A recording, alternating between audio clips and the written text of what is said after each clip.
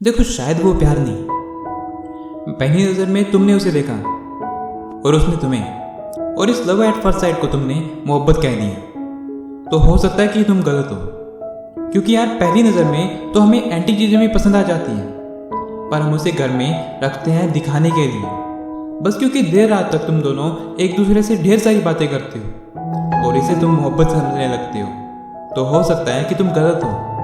क्योंकि यार अकेलेपन के मारे तो दो अजनबी इंसान भी एक दूसरे से बात करने लगते हैं। और अगर कोई लड़की किसी लड़की को देखकर तुम्हारा हाथ पकड़ ले और किसी लड़की को देखकर तुम उसका और इस क्यूट जेलसी को तुम मोहब्बत कह रहे हो, तो हो सकता है कि तुम गलत हो, क्योंकि यार परिंदों को पकड़ा जाता है पिंजरे में बंद करने के लिए, ना कि उन्हें आज़ाद करने के लिए। और क्योंकि अब तुम दोनों एक दूसरे की बातों को समझने लगे हो और इसे तुम मोहब्बत कहते हो, तो हो सकता है कि तुम गलत हो, क्योंकि याद रखो, दो भूखे भिखारी भी एक दूसरे की भूख समझ सकते हैं पर मिटा नहीं सकते। और अगर तुम एनिवर्सरी की सेलिब्रेट हर महीने करने लगे हो और इसे तुम मोहब्बत कहते हो, तो हो सकता है कि तुम गलत हो, क्योंकि यार इश्क को बयां करने के लिए साल का कोई नंबर नहीं चाहिए होता। और बस क्योंकि तुम उसकी इंस्टा स्टोरी का और वो तुम्हारी स्नैप स्टोरी का हिस्सा बन चुकी है और इसे तुम मोहब्बत कहते हो,